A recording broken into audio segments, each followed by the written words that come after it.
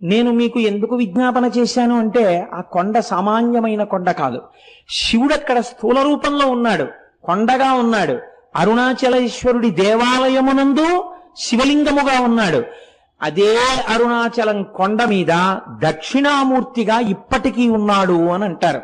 ఎందుచేతనంటే రమణ మహర్షి యొక్క శిష్యులు కొంతమంది అరుణాచలం కొండ శిఖరాల మీద కూర్చుని ఉండగా వారికి పాదుకలతో నడిచి వెళ్ళిపోతున్నటువంటి చప్పుళ్ళు వినపడ్డాయి.